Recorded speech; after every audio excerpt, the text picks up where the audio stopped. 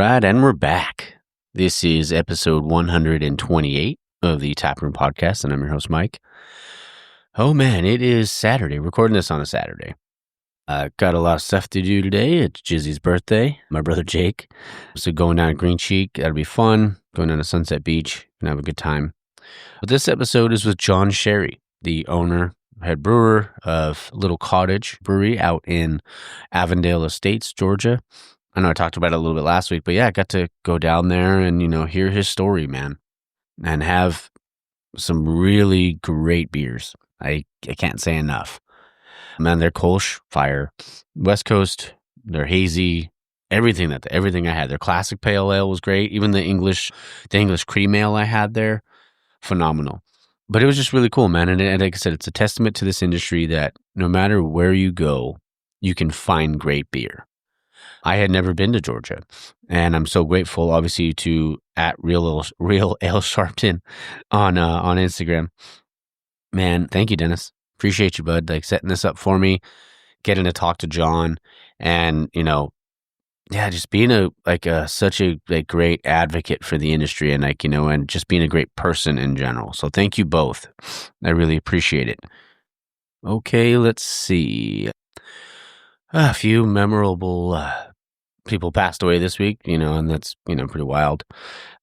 Oh, man, what else has been going on? I mean, I don't know. It's going to be a crazy weekend. I mean, today I have going to Green Cheek, and then tomorrow morning, I will be recording with Paul, brew fighter, on it's called the head brewer from San Fernando Brewing. So I'm super stoked for that. That'll be fun.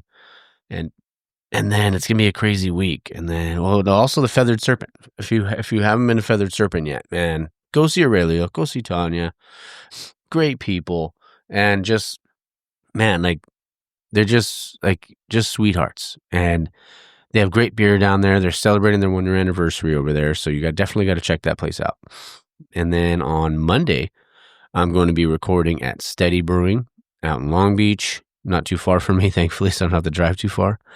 And then I might be recording on Friday, and then I am recording on Saturday for sure at Solario in Upland, and then also recording on Sunday with Daniel, also known as the Ugly Brewer on Instagram. Such a good dude. I'm super stoked to hear his story. Also, if you guys aren't following, follow Tipsy Entertainment. They're just great people. They put on, he's a brewer, but he also does trivia nights. He does karaoke nights. He does so much out there and is always at breweries, doing these things. So definitely give them a follow. Yeah. Looking forward to talking to him. And so I might actually have from Sunday to Sunday, 5 recordings next week. And then I have another one on the next Monday. So that one, I'm bringing back my boy Comics and Brews. Haven't talked to him a while, and he started his podcast. So looking forward to having him on and telling us all about it. So yeah. All right. I'm going to also, again, no ad on this one, taproompodcast.dashery.com for merch, stuff like that. I might be releasing a new one pretty soon, almost like a postage stamp kind of thing, but just almost like in the vein of like a California postcard. Yeah. So, yeah, that is taproompodcast.dashery, so DASHERY.com. And check out the merch. Also, if you're a brewer out there and you're listening to this, man, and you ever want to sit down and have a conversation, just, send me a DM. We'll make it happen, okay? All right. Also, check out my brother's, for my brother's birthday, follow at wildrileysupply.com. You can check out his merch there. But also, if you're a brewery and you're looking for someone to do your t-shirt designs or can art designs or anything like that, hit him up. All right. Let's see. Yep. We're going to go ahead and jump into the interview. I hope you enjoy it with John Shari. Stay tuned for the outro. All right, guys, we're back in the tap room, and I'm your host, Mike, and I have a very special guest on the show today. His name is John Shari from Little Cottage Brewery out in Avondale Estates, Georgia. How's it going? Good. Thanks for having me. Oh, thanks for coming on. And thank you. Shout out to Ale for Dennis for setting this up for me. Anytime I come somewhere, I always want to, try to hear about someone's journey in craft beer and hear about their brewery and stuff like that. So super appreciative of him and for you letting me to come down here. Yeah. I'm having a Kolsch. I'm going to try this one out. But before I do that, tell me about how it all got started for you. So actually I was homebrewing back in 2012 is when I started. And that's also how I met Dennis. Like within my first year of homebrewing, I won a competition, met him and a brewer that was working at another brewery at the time. And I was just kind of asked if I ever wanted to volunteer at a brewery or that. And I was like, yeah, sure. So Yeah. I was able to pick up a lot of stuff from volunteering there, and I would do that as much as I could. And then I would just take everything I was learning there and apply that to my own homebrewing at home, and Awesome. just constantly trying to make it better and better. And then over the years started, pouring at other breweries or festivals and getting my beer in people's hands to try and stuff like that. So it wasn't necessarily on purpose, but I was just slowly, I guess, getting my name out there because I came up with that name, Little Cottage, back during the homebrew days. Okay. I actually used to live in a cottage in Sandy Springs, and that's where the name came from. Oh, awesome. And so that's how that got started. And I just kept doing it until one day it was time to finally open my own spot and try it on a commercial scale. There you go. So, And 4 years later, you're here, huh? yeah. There it is. What was it like that first year? Like, Jack, I mean, I'm sure it was probably like going from just like either just working at a brewery or home brewing to running everything. What was that like? So, well, definitely, the business side, I had no business experience, but I have investors and friends that all have some experience in one form or another that were able to kind of help along. And, it was just finding like CPA, stuff like that to help out with certain things. And then my wife handles a lot of that stuff. And then as far as the brewing goes, I've always loved brewing. I still love it. And so it was just scaling everything up was relatively easy for me, and haven't really had too much of a learning curve there. And our system here is just basically what I had at home was very similar, just on a smaller scale. So it all felt like the same to me when I was doing it. So, yeah. That's awesome. And this is fantastic, by the way. Oh, thank you. This Colson's what, 4.5? Was that what it is? Yeah. Right around there? That's Balthazar. We do that all the time. Keep it on. Oh, yeah. So one of your cores, and man, that's really, really good. That's super crushable, especially like on a warm summer day, Yeah. So you said you came, so the name Little Cottage came from your house. And also I know you guys, it is like a metal kind of theme that you have in the brewery too, right? Yep. Where were you always into like metal when you were younger, or how'd you incorporate it into the brewery? Yeah, I've always liked different kinds of music, but the one thing that my brother and I, younger brother, visiting different breweries around the country, Three Floyds was a big one for me as far as like inspiration. Like I never had seen or heard anyone doing this before, and they have a metal brewery, and I think they're, as far as I know, they were like kind of the OGs of that. Okay. And I just thought the experience and everything was so different than what you're used to going to. Like, not that every brewery is the same, but they all have a very familiar or similar, vibe going on. Yeah. As far as music and the way the place looks and stuff like that. And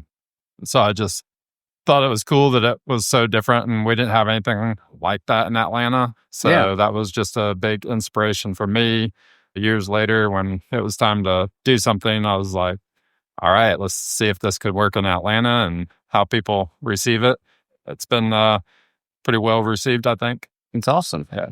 That's great. And I want to talk to you about the Atlanta craft beer scene, but before we do that, I was always curious about, like, because, you homebrewing, like, do you remember your first homebrew recipe, or like the first one you ever did? My first one, that would have been it was a homebrew kit. And I believe it was a pale ale that I did. Yeah. And so it was just a matter of following the instructions and making sure. Yeah. But yeah, it was fine. It wasn't great, but also I don't think anybody knocks it out of the park on their first time. So yeah. But yeah. Do you remember like the first like craft beer you had where it was like, man, this is what beer could be, that maybe that like got you going down that road? Yes, actually, I didn't live too far from I don't know if you guys have them in California, but Total Wine. Oh, yeah. And so we didn't live too far from one, and I would go in there and like about every week or every other week, I would just go through and pick out something I hadn't had before and make sure like I wanted to try like this and this and this and just everything different and see what all was out there and what it was like. See if I liked it or not. Did I want to brew something like that? So one of the things I remember having before I actually started brewing was a fruited wheat beer, I believe it was, from Terrapin, which is in Athens, Georgia. And when I had that, I was like, this is great. And if I ever want to have it again, it was a one-time thing. So I was like, I have to make it myself. So, so yeah, just that kind of inspired me to like, I guess, dive deeper into like different beers and what I could do and learning how to do that. So it's awesome. I love hearing that part because it's like, it's like, I mean, sometimes you get like the Sierra Nevadas and stuff like that, but it's cool when you hear like it's just like a local place to you. Not super local, but I mean, how far is Athens from there? I want to say like an hour, maybe. Oh, I guess not too bad. Then I thought maybe it was further away. Yeah, but that's awesome. And even like the craft beer scene in Atlanta, what's it like? Was there like a boom at a certain time, like where it just kind of exploded? Because I know there's quite a few out here now, but. Well, it took me a little while to get into it. I think by the time I started getting into it, you had, Sweetwater, Terrapin. I think it was Red Brick when I started having their stuff, which is now Atlanta Brewing. And trying to remember who else. But then it just kind of started growing. I don't remember about what year, but you just kept seeing more and more people opening up. And the brewery that I got to volunteer at, they were all about, experimenting with different beers and hoppy beers and fruity beers and stouts and stuff like that. And it was just like even elevating it more, like taking stuff that I think they were inspired by Dogfish Head, which was doing some crazy things at the time that nobody else was doing. And so they took that inspiration and just kept running with it. And so that's a lot of what I thought was really neat about brewing. Like you could pretty much make whatever you wanted to. Just a matter of thinking the process through and stuff like that. Oh, yeah. Do you have a favorite style that you like to brew? I would say my favorite style to brew is either something super low gravity because you have to pack a lot of flavor in there and, unless it's something simple like a Pilsner or a lager, you don't want it to be too crazy, obviously, but I think it is hard to do like a low ABV beer, like say 2.5%, 3% and make it tasty but brings you back for more. So I think that's really cool. I also love doing big stouts just because I like brewing and I get to mash all day long and, and then boil that thing. But we do a lot of stouts and barrel aging and that here. Yeah, no, I was looking at your guys' Instagram before, and then obviously looking at the Tapwood, like all the different styles. I feel like there's so many different ones. So like with all the different styles, like what's your approach to like when it comes to recipe development and stuff like that? So yeah, it all depends on what I'm brewing, but like stouts I have fun with because you have different flavors like chocolate or roast or caramel and things like that. And when you design that recipe, you're just sitting there like looking at percentages and thinking of how all those flavors are going to come across as someone's drinking it. And what do you want to stand out more? Things like that. So I have a lot of fun with that. And then I think IPAs are pretty fun because I'm still learning about different hops that are out there that I haven't gotten to experiment with yet. But things like the New Zealand hops are great. There's so much flavor in them. But that's fun to do and see what the outcome is with those. Oh, yeah. I mean, anything New Zealand, it's like, just throw it at me. Yeah. I'll take some of that. It's so good.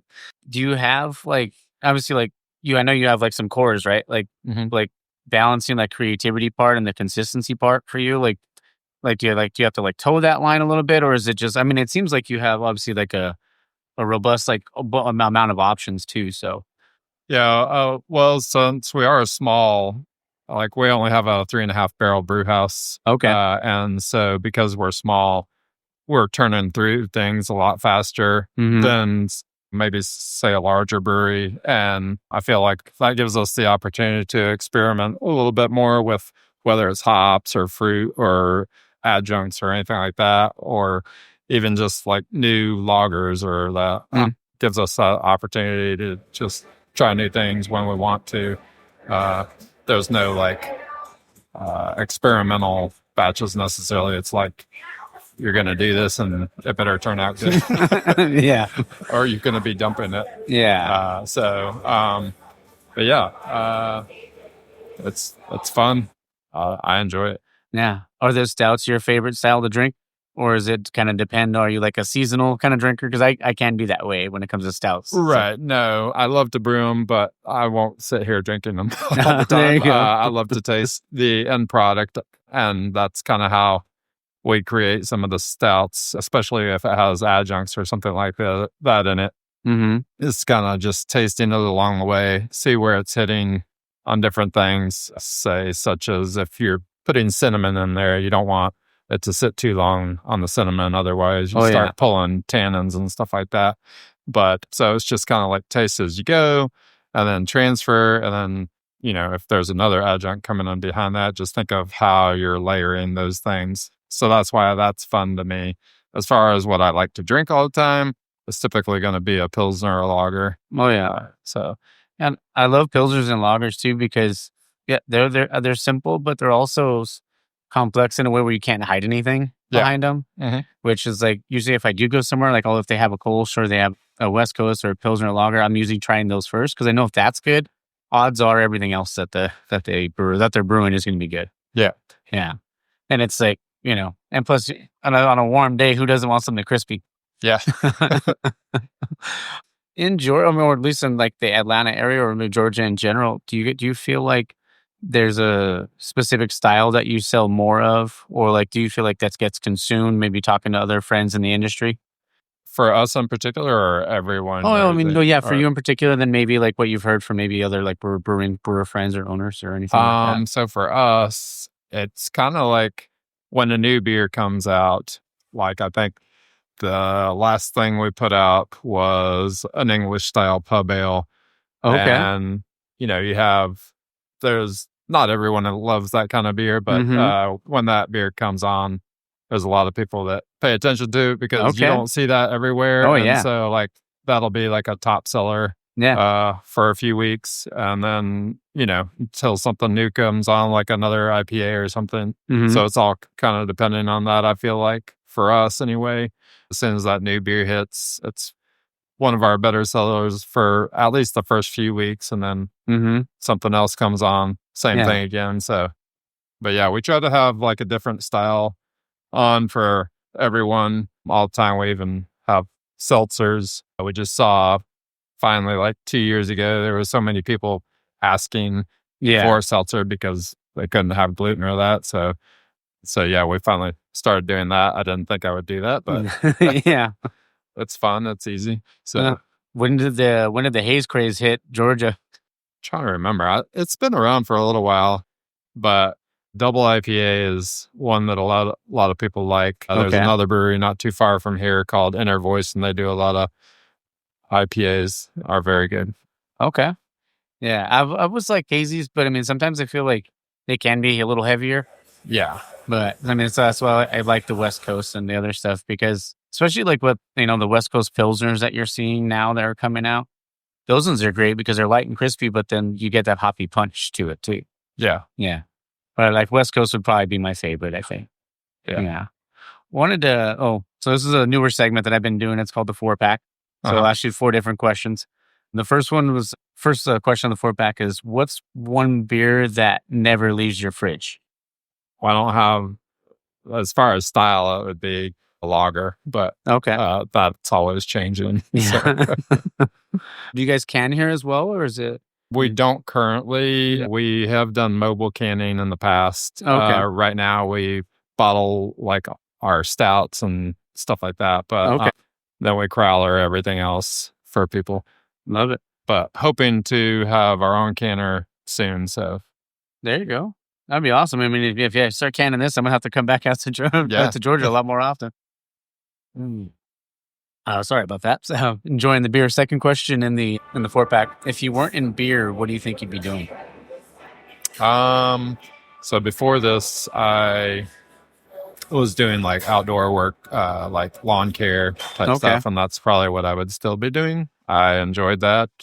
I like the sense of doing something and looking back at it and being proud of like, yeah, I did that. It looks good and stuff like that. So I would probably still be doing that, working outdoors. Okay, that's cool. I mean, stuff like that. Working with your hands, right? Yep. Yeah, and that's what you're saying. You're still working with your hands. So yeah, there it is. Next one, if you could collab with any brewer or brewery like in the world, but which one and what would you make? Not sure exactly what we would make because when I collab, I like to let the other party also have a say in it. But I think because Three Floyds inspired me to open this brewery, for me, I would love to brew something with them. Okay. So, and what are they known for like a specific style, or is it they just all around? No, they do a lot of great things. The wheat beers, I've had good German beers from them, IPAs. They were doing some great West Coast IPAs. I haven't had any for a while, but that and then stouts. So they have everything as far as I know. Okay. Awesome. And where are they located? They're in Indiana. Okay. Yeah. Dang. Well, I could have, if I would have went to, WBC this year, I might have had a chance to go over there. Yeah. Do you ever go to any of the festivals or anything? I have not. Well, the only festivals I've been to are any other ones that I've poured at. But yeah, I haven't been for a little while now. I've got Burial's Burn Pile is coming up in October. And so I'll be pouring there for that one. So I'm excited about that. Nice. Have you gone to GABF or any of those? I have not. Yeah, I didn't either. I want to go so bad. Yeah, I'd like to go at some point, but yeah. Yeah, they'd be fun. I mean, especially just get out there and, there's so many different breweries there and people there and be able to meet and try different beer. And that's what I love about the community, though. It's just everybody kind of wants to help one another. Yeah. Last question of the 4-pack. What's the guilty pleasure that you secretly or not so secretly love? Or like it could be a TV show or video games or anything you feel like is a guilty pleasure for you? Currently, it's playing pinball. Okay. There's a comic book / pinball craft beer bar up the road here. Oh, dang. That I'm usually at least once a week, called my parents' basement. I love that. So it's a great hangout spot. And I didn't play before we got into this building, but I think it was within the first year. It just kind of started catching on. I started getting addicted to it. So yeah, that's awesome. Pinball's fun. You don't get, you're starting to see it in some breweries, like out in California. But do you see that a lot out here? Like, or is it just kind of like, maybe like maybe arcade machines or stuff like that? Yeah, I wouldn't know until I started going there. I wouldn't have known about this, but there are like a few spots around Atlanta that have like pinball or arcade things that you can go to, and it makes sense. It's a hangout spot, grab a drink, play some games. So, but yeah, it's a lot of fun. Oh yeah. Is there like a favorite one that you have, like that they have at the shop that you like to play? Probably my favorite right now is Stranger Things. Okay. Yeah. I always like how they incorporate, everything into the games. There's a Jaws one that's at a brewery by my house, so I'm always playing that one. Oh, okay. Yeah. They have that one up there too. There you go. Yes. Like even like video games, I feel like people incorporating video games into breweries and stuff like that is really like cool, and it's also helps to get other people to kind of come in and try different things and stuff like that. And like you said, seltzers or hazies are kind of like the gateway into getting into craft beer. Yeah. So, every little bit helps. Yeah.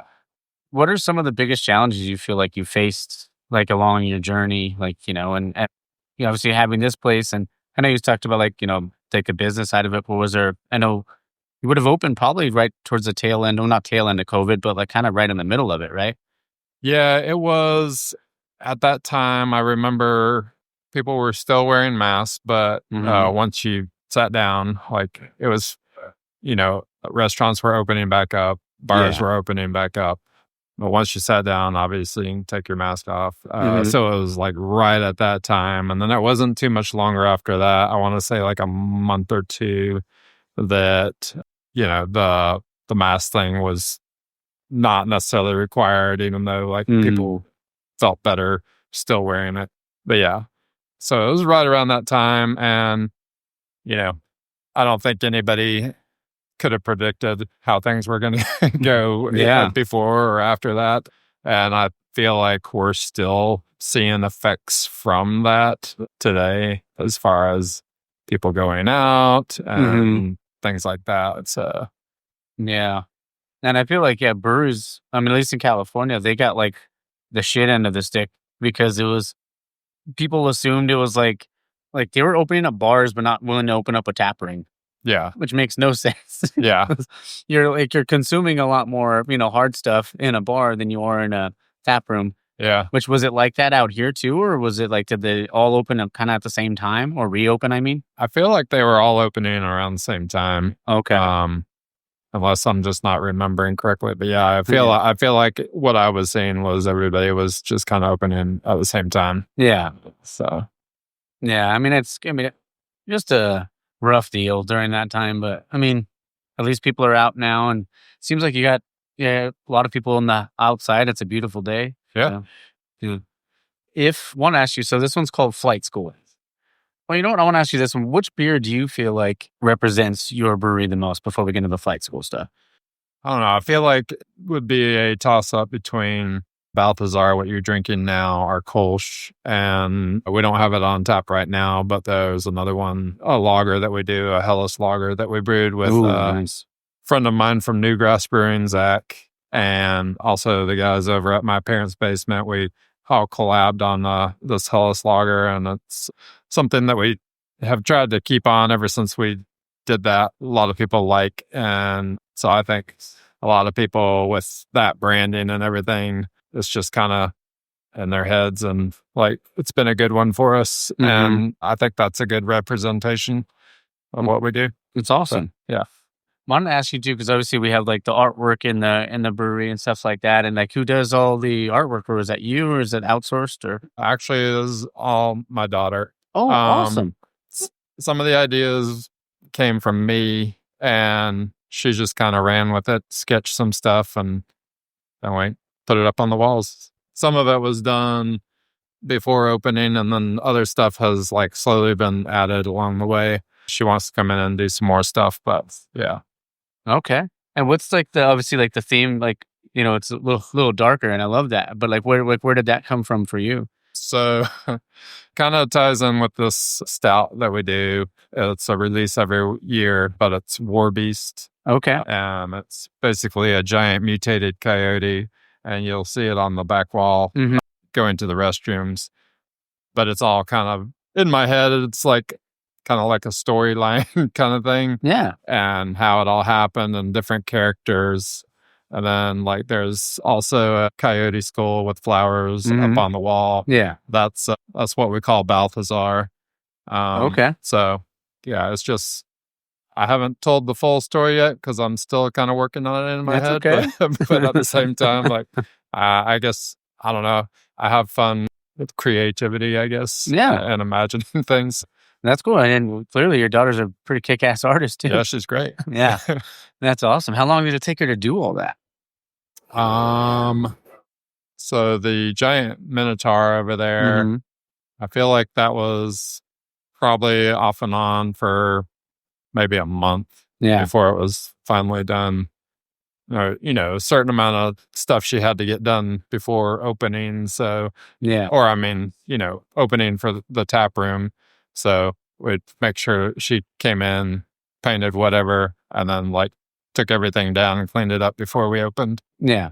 So, but yeah, overall, everything else pre-opening, what she did, took us a few months. Yeah. Almost like the big spider too. That's pretty cool. Yeah. Yeah. Oh, it's awesome, man. Thanks. I love how it's all incorporated, even like, the skull with the flowers and stuff like that. And I love that tile. Oh yeah. It's just weird. I'm like, I just like, when I see tile sometimes, I don't know why, for whatever reason. Whenever it's like it's incorporated into like, what do you want to call it? The taps and stuff like that. I just find that, I don't know why. I love kitchens. So when I see like a backsplash or something like that, it looks really, I love that stuff. Yeah, that was kind of the original idea though. I don't know. I have mixed feelings about it now, but the original idea was to make behind the bar look like kind of like a kitchen I guess, type thing. Yeah. So. Awesome. Oh, no. Now I can ask you about flight school. Oh, you know what? Before I do that, like your first day opening, what was it like seeing like somebody for the first time? Like, I mean, I'm sure like when you were doing homebrewing, like enjoying your beer, but maybe just some random person that came in and you saw them have a drink of your beer and saw them like, so happy about it or loving it. What was that like for you? I love hearing when people come in and people that I don't know like tell me like, oh, I've heard of you guys. I've always wanted to try it. And I'm so glad I could finally try it. And I'm like, everything is great. I enjoy that. Gives me a good feeling like knowing that I'm doing something right. And that's kind of what keeps pushing me on is feedback like that, hearing people enjoy it. Yeah. So. Yeah. I mean, it's motivating, and it's like give yourself a pat on the back, kind of thing, because like you can be proud of your own work, but when somebody else tells you like, oh, that looks really good or that tastes really good or whatever, like, it's very gratifying. Oh, 100%. And you like and the cool thing is it's like being willing to like, to take the risk. And because I'm sure it was a big risk for you, right? Just like, doing what you were doing before and then saying, you know what, screw it. I'm going to try it out. Yeah. And clearly it worked. Yeah. Yeah. When did that thought like even like creep in your head? Like, should I do this? Should I not do it? And then taking the leap. Well, like prior to like when I was doing like the business plan that at first I was like a little scared of doing it. But then there was just a point where it was like, no, you're in it now. You're going to do it. And you better make it good. So just getting into a different mindset and just pushing myself, making it work. So yeah, that's all you can do. I mean, you just like try like baby steps, right? Yeah. All you can do is try.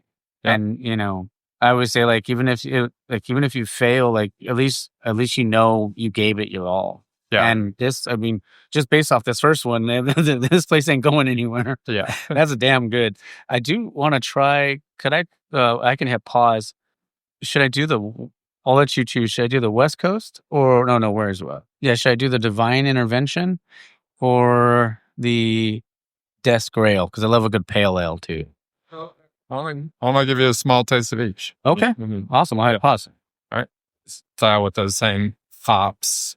So that was just kind of a fun little experiment. And then the pale we did, I think we did it for the first time last October. There's a thing that happens.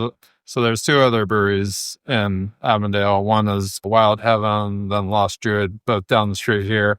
And then between us three breweries and my parents' basement, every year in October, there's a thing called Avondale Ale Day that happens. It's kind of like a brewery crawl type thing or a beer crawl type thing. And there's a local artist that will do a design for each brewery for them to can. Awesome. And then he'll take those three designs and put it on a glass like a wrap. And so every year the city will buy the glassware and then people will go and get a card punched at each place. And then on their final one, they get the glass. Oh, awesome. It's a good day for everybody around here when that happens.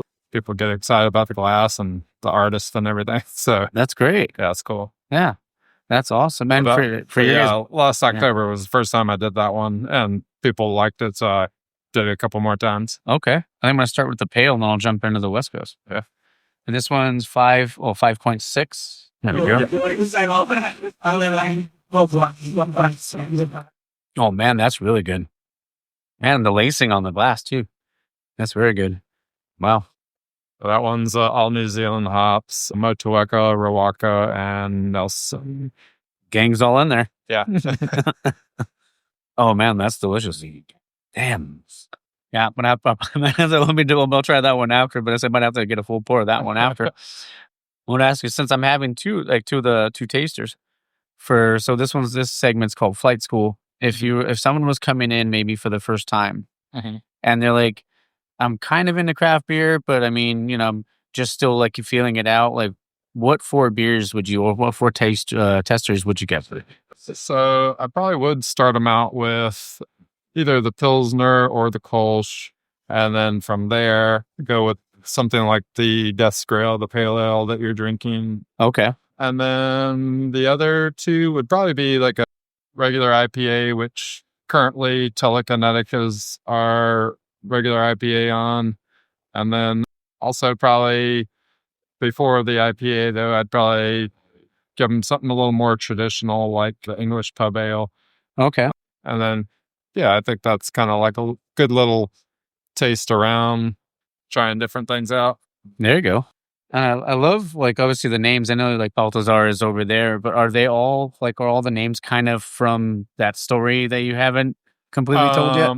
No, not all of them. There is a lot of the names come from either movie references or songs or things like that. Some of it is just kind of throwing a bunch of words together. There you go.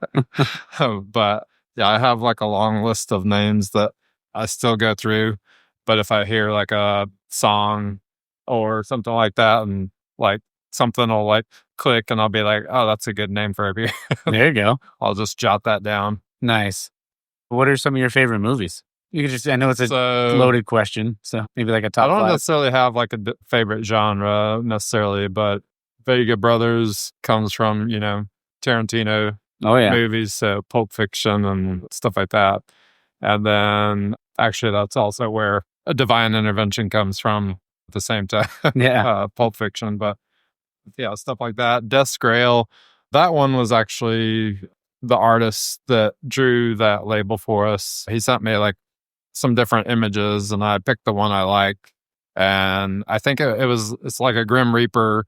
And I said, what if the Grim Reaper was holding, like, he had a scythe already. I was like, what if he's holding like a goblet in his hand, and then there's something from the scythe like dripping into the goblet. And then so Death's Grail like kind of came to mind when I was thinking of that one. Okay. So nice. Sometimes it's just I need a visual, and then once I see the visual, I can think a little bit better of like, what should this be called? Oh yeah. Now, when I saw Grail, the first thing I thought of was Indy, like Indiana Jones. How they all get melted, all the Nazis get melted at the end of it. Oh man, that's a great movie, by the way. Oh yeah, it's in my top 5. Yeah. Sweet. Do you have I know you love Tarantino, but do you have like a top 5 overall, like any genre? Let's see. For a long time, Kill Bill was definitely in the top 5. And then I would say I love fantasy stuff. Which is where a lot of the mural stuff comes from, so Lord of the Rings, anything like that. Oh, yeah. So I would probably throw that in my top 5 kind of thing. I don't know. I would say those are some of my favorites. Yeah. Yeah. Oh, I love Lord of the Rings. I mean, do you have a favorite of the trilogy, of the original trilogy? Probably the third one. Okay. Yeah. Yeah. It was like 2. Well, it's a tie between like 2 and 1, and then the third one's like, I mean, I still love that one, but it's probably like my least favorite of the 3. Yeah. But they're still all good. I remember seeing the original, the first one in theaters, and I just remember being like, wait, that's where they're ending it? Like yeah, like what's going on? I was like, I feel a little disappointed. Well, yeah, that's what I thought too when I first started, because I hadn't read the book, and I was like, I hadn't read the book yet, and then I finally read it. I was like, oh, I get it now. Yeah. And I know you love music. Obviously, you love metal. Like, what are some of the bands you're listening to, or some of your favorite bands that you listen to, like when you're brewing or anything like that? So when I'm brewing, it's kind of a mix, because it's not just myself. Like, I recently hired another colleague that works with me in brew house. Okay. Before that, I had someone else. And so it was always kind of based on, since I like to listen to all kinds of stuff anyway, I would usually let one of them pick music. So first one would have been, she love Taylor Swift, so I'd let her put on some Taylor Swift radio and stuff like that. Which is fine with me. It gives my mind a little bit of break from typical what we have going on here every day. Yeah. So, and then like sometimes I'll throw on some hardcore bands and stuff like that. Stuff like End It, Terror. Okay. Terror is actually from, I think, Los Angeles. Oh, dang. So, I don't think I've heard of them. Like the stuff that I would listen to before would be like August Burns Red from way back when, or like, oh gosh, it'll come to me. I can't think of the name off the top of my head. But Parkway Drive, I listened to a lot of. Yeah, from a long time ago. But my music kind of goes back and forth. So sometimes I'm listening to like 90s alt rock, and then the next day I'm listening to something like that. So, yeah. So it can be eclectic sometimes. Yeah. Yeah. Oh man. Oh, and I really do love the space. Thanks. I have some stickers for you too. Okay. To throw on there I'll grab you some too. I appreciate it. And this is the wrong side of it. I was just reading the names. The Sword of Mars is Replicated Echoes. That's cool, man. I'm always curious about the names too. Like I know we talked about them already, but anytime I see it, something like that, I'm like, oh man, that's unique and stuff like that too. Because you don't see like a lot of names like that, but you can see where you got it all from too. Yeah. Yeah. Yeah. Sometimes it's trying to keep with like the, metal theme on names. Other times it's just like, no, let's just have fun and call it this after a movie or something. Mm-hmm. So, yeah. Did you ever get in? I know you talked about pinball earlier. Did you ever get into other games or anything like that? Yeah, I used to play a lot of Xbox online, like Halo and Call of Duty. Okay. Met a lot of people. Actually, one of the people that kind of got me turned on to like trying different things in craft beer, because at the time I was just grabbing whatever the cheapest Mexican lager I could find in the store was, whether it was Tecate or whatever, and drinking that. And then he was like, "Are you drinking that? Like, you guys have so much good craft beer." I was like, all right, fine, I'll try some stuff. And so that's kind of how I got into trying that. And I was like, all right, yeah, this is good. Okay, I'll try something else, and just kept going from there. But yeah, I met a lot of people online playing games, and so it was pretty fun. It's awesome. So cool. I mean, and it's cool. Like, that kind of community, I know it can be, some people could take the games really seriously. Yeah. But I mean, like, when you meet a friend like that, like, when you building a community, especially like in craft beer, right? I feel like it's the best community out there. Yeah. Yeah.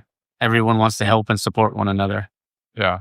Yeah. I think that's kind of also the fun for me playing pinball. It kind of reminds me of the days that I would play on Xbox or PlayStation or whatever, and meeting people and things like that. So yeah, it's a hangout spot. You're playing a game and learning from other people and talking to them. And so, yeah, it's really cool.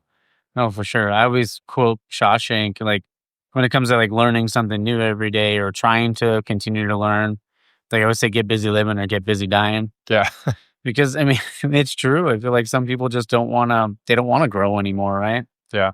And that's why, like, even just looking at like, your guys' Instagram after talking to Ale, I was like, and we talked about a little off air too, about like how just trying to find different things to try to, reach more people. And you guys do was it Super Mario Mondays and stuff like that? Yeah.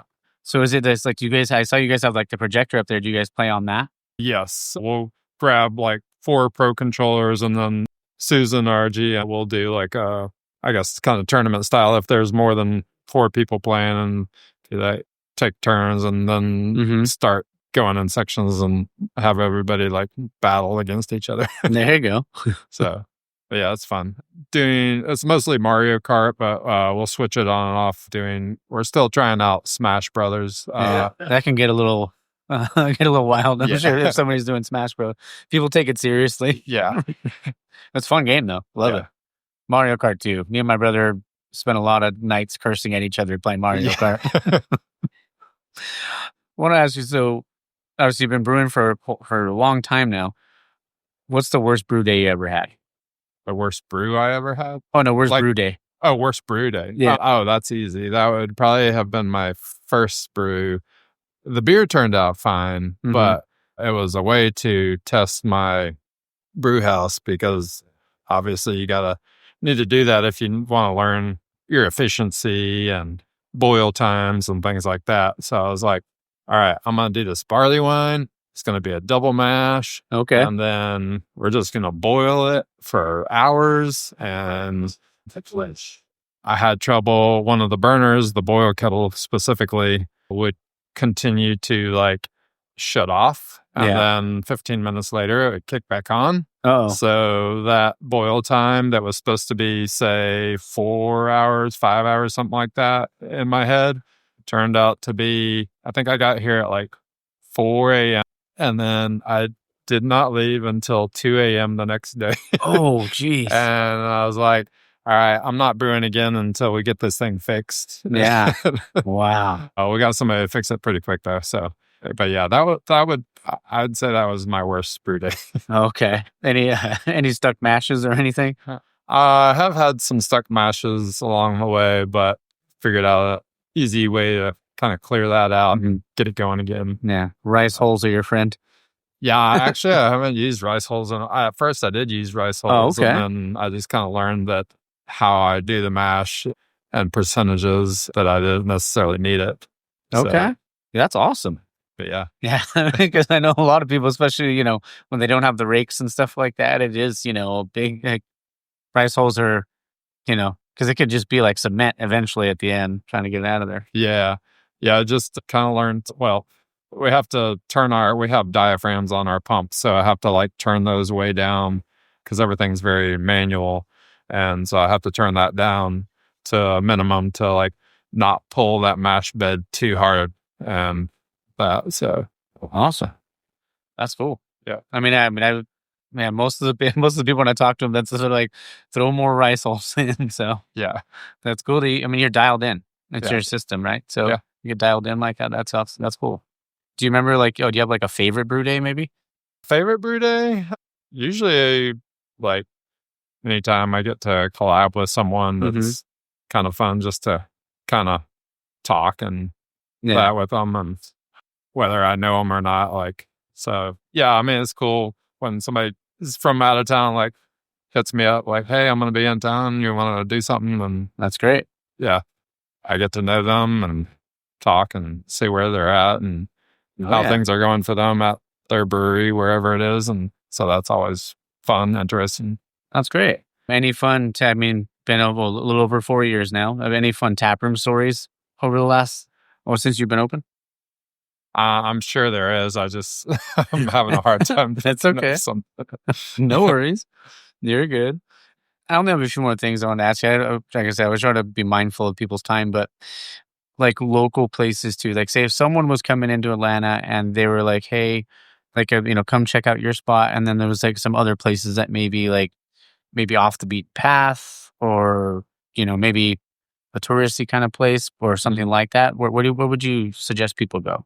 So as far as breweries go, Halfway Crooks, which is about 25-ish minutes from us. They're doing fantastic lagers over there. Okay. I'd say the best in Georgia. And so that's one spot that I recommend people go. Inner Voice is doing some amazing IPAs and things like that. And then as far as brew pubs go, I think I was telling you about this before, but Brick Store Pub, like one of the original craft beer bars in Atlanta. And I always recommend, they're like 7 minutes from here, so it's just an easy crossover there. So I always recommend people try that out. Okay. It's a cool experience. Awesome. Yeah, anytime I travel, I mentioned earlier, I love to be able to talk to someone, but also learn about the other places. Because if someone ever comes out this way, they can reference back to the episode and come here and then go to all the other places you mentioned. Yeah. And just to get people to get out there, get out of their comfort zone. Sometimes people, they go travel, especially if they're traveling for work, they don't want to get out or do anything else. They're just burnt out from work. But if you can get out and find a place, you never know, you'll have a great freaking time. Yeah. So last few things, desert island beers. So you could choose one, you can either choose a style or a specific beer, and then it'll be one craft, one domestic. Okay. Yeah. I'm probably taking a Pilsner with me to. There you go. Yeah. easy crushable. It's going to be hot. So, yeah. Yeah. And if like any other style, like would you do like if you're going to do craft, would you do like the Pilsner as your craft or would you do like a macro? What would you choose? If we had to choose a macro too. If I was going to choose a macro, I usually do PBRs. Okay. If I'm just going to like a dive bar or something There you like go. that, or a concert, like Yeah. yeah, Because you know what you're going to get. yeah, Yeah. exactly. Yeah. It was always Coors or hams for me. Oh yeah, I love a good ham, Yeah. but you just don't see it many I places. like Coors Banquet. Mhm. I don't think I ever cared for the other ones, but yeah. Yeah. We got to go see a couple of years ago. Got to visit the Coors factory. Oh, how was that? in Denver? That was cool. Yeah. Yeah, I've always wanted to go. I was thinking about doing it when I go to if I go to GABF. Well, I'm going to say when. I'm going to put that out there in the universe, and hopefully it happens. yeah. So, and that would be really cool. What was that like to like walking the floor and everything? It's humongous, and like I had so many questions, but I don't think the tour guide was ready to answer my questions because it was a little bit too involved in the brewing process, and I don't think they teach them everything.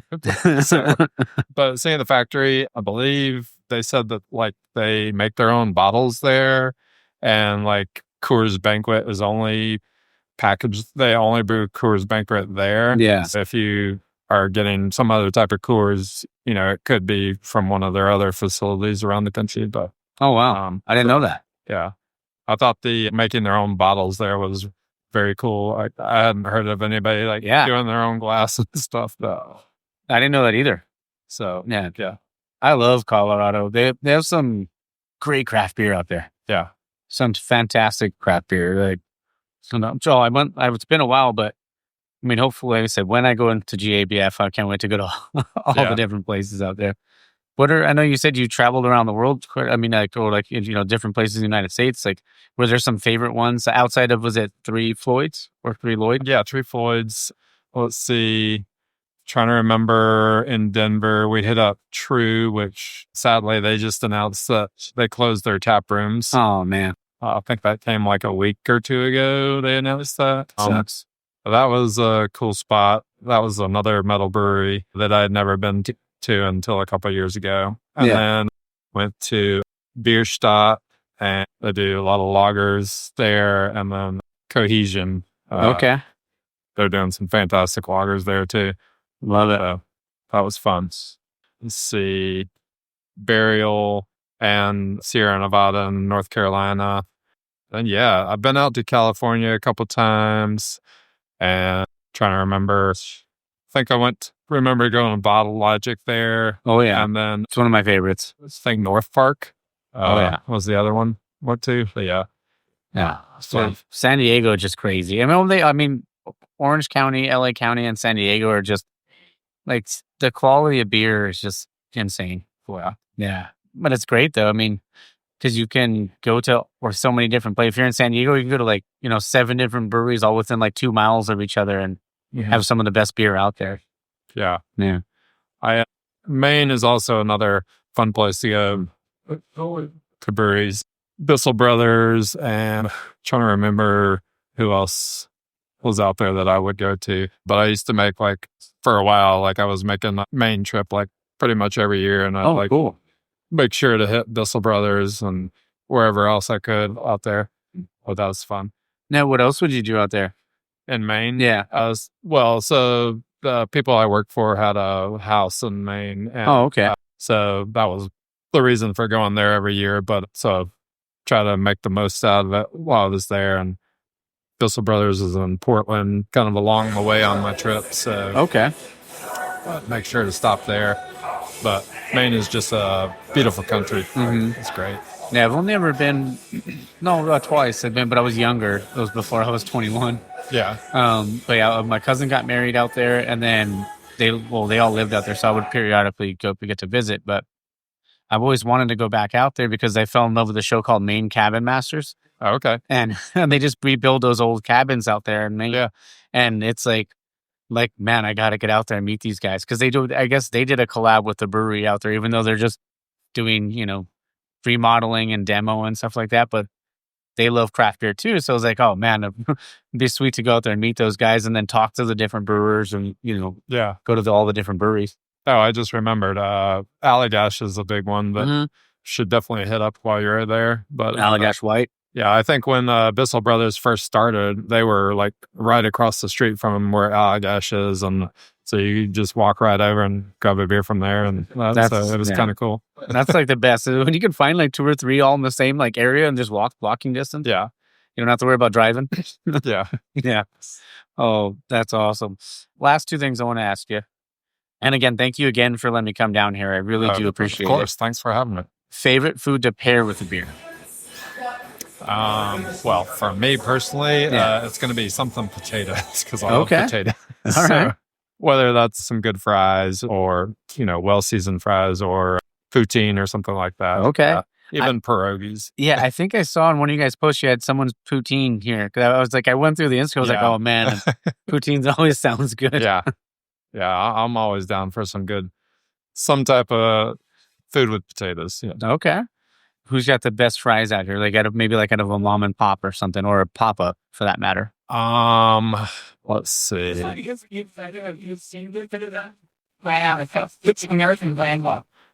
a hard one. I enjoy the fries at Brick Store. They also have like their own seasoning and stuff that they do on their fries. Oh, nice. Yeah. Have to make sure if you go to a Brick Store, ask for the Nard Dog fries. Okay. What is that? Yeah. I think it's the chef's little secret seasoning that he does. Okay. At the time, it was only like if you asked for it. Yeah. But now I think it's on the menu. Okay. So love it. Dang. No, I'm probably gonna have to try those fries. Are you a burger guy too at all, or not so much? But I'll have a burger every now and then. Okay. There's a smash burger place over here called Smiley's that opened last year, I think. And it's not far from here. They do some great smash burgers. Nice. Anytime I go somewhere, I always plan a trip around a brewery and then also a burger. I always try to look up what's the best burger in that area. Yeah. So I'm probably have to check that place out. Yeah. Last question. If you could describe yourself in one word, what would that one word be? Dedicated. Okay. Yeah. Whatever I'm doing, work or whatever, I focus on that and just dedicate my, thought process, time, things like that into it. So, yeah. Okay. And I said that was the last question. I got one more. Okay. I know, I feel like this industry, you meet someone and you connect and you create lifelong friendships in this industry. What does the community and in general mean to you, the craft beer community? Yeah. I mean, I think you basically said friendships and it's less about drinking necessarily and just hanging out with people, having a good time, talking, stuff like that, getting to know people, being there for people, Yeah. So sometimes you need some hops. Yeah. Or sometimes you need some grain. Yeah. And that's what I love about it, because you tell them or even if say you're trying to dial in a style and you're like, man, I can't figure this out. What am I doing wrong? And you could call a buddy, be like, oh, hey, did you try this? And you're like, oh, Yeah. I mean, in brewing in particular, that is what I have found is that everybody's pretty open. If you need some hops or you need some yeast or, you're having issues or whatever, you can usually just text somebody, call somebody, whatever, and be like, yeah, do this, or here you go, here's some hops. So the Georgia Brewers Guild here is a good way for people to easily communicate. People all the time, I'll see an email come through does anybody have any cakes for sale? Anybody have hops we just ran out? Or somebody was just recently asking for a big pitch of yeast because I guess they didn't have any, and they realized last minute oh shit. Yeah. It's always worse when you're it's a brew day and you're like, wait, I'm out of grain. What happened? Yeah. But that's the cool thing. You call up a buddy, they got you, and then you take care of them later. Yeah. Yeah. Oh man. No, thank you again. This is really good too, the West Coast, by the way. Oh, thank you. Yeah. I'm gonna have I was thinking about what am I gonna try next. But if anybody or everyone listening, if you're ever in the area or in the Atlanta area, or maybe because I surprisingly have a decent sized audience in Georgia. And I don't know where in Georgia. It just shows me like the state. Okay. But like Georgia, Texas, Mississippi for whatever reason. Oh, Yeah, all right. quite a few. But like if you guys are in the area, is it Avondale or Avon? Avondale. Avondale Okay. Estates. So if you're in Avondale Estates or anywhere near Atlanta, you got to come out here. The beers are obviously phenomenal. I've had quite a few, and I'm running on like an hour maybe of sleep, and they're hitting pretty hard right now. Not in a bad way. They're like, I mean it like they're really damn good. Yeah. But I'm just extremely grateful again to you, to Ale. I love doing this. I love hearing people's success stories, and it's cool. It's cool as shit that like you have like everything you're doing here, whether it's the names of the beers, your story that your daughter's telling through her art, everything like that. And it's great when it can be like the family doing that too, right? Yeah. It's because I think because I know the outside looks different. When I looked it up on I think on Apple Maps or whatever it was, and it looked completely different outside. And then I was like, wait, it looks different than when I saw it on Instagram. Then I went because that was an old photo that they had on Apple Maps, right? Yeah. But what the place has become, and and Ale spoke so highly of you too. So I mean, Dennis, appreciate you guys, and this was really, really fun for me. So yeah, thank you. Well, thanks again. Yeah. Well, everybody, like I said, if you're in the area, come on down. It's off of what are the streets? We're on Olive Street, but it's right off East College. Okay. Yeah, I took an Uber here, so she just dropped me off in the parking lot. No, but yeah, you guys got to come down here, check it out, try all the beers, be responsible, take an Uber. But yeah, that you have a 3.5% Pilsner. Yep, love that. You don't see it. I mean, you don't see that very often, so might have to crush a few of those. I'm rambling. I'm gonna shut up now. Thank you again, John. I really appreciate you. Keep killing it, man. Thank you. Yeah. Cheers. Cheers. All right, guys. I hope you guys enjoyed that. Like I said, John, really great dude. Man, I honestly, I can't. So now Georgia's going to be like a yearly thing for my work. So every year I go out there, I'm going to try to get somebody new. And I honestly would like to try to go out before we go out for work, because then I could try to, I could spend more time around, maybe hit up a couple of breweries. But yeah, I will be actually traveling to back to South Texas mid-August. So I'm going to try my best to try to get an interview while I'm out there with 5x5 Brewing. It's veteran owned, so stoked about that. And him and I have had a little bit of a conversation already about it, so we should be able to work something out there. Yeah. Let's see, what do we got? I think that's about it. I mentioned all the other breweries that are coming up. Man, next Thursday, the first preseason NFL game. I mean, I'm more of a college guy, but it's some kind of football. I get to watch a little something on a Thursday. I'm stoked. All right. Well, yeah, I think that's about all I got. So I hope you guys, have a great weekend, have a great week, enjoy some great craft beer. And if you're listening to this on a Sunday morning, get your ass over to Feathered Serpent, bro. Get over there, bro. Monica. I'm just kidding. And speaking of Taproom Tales, real quick, going to have a new episode this coming Wednesday where I do the Bill Clinton. Spoiler alert. So I do the voice for a certain thing. You'll see. All right. Well, let's see. Yeah. Hope you have a great day, great week, all that jazz. Don't forget to support local, drink local, and find your beer. Cheers.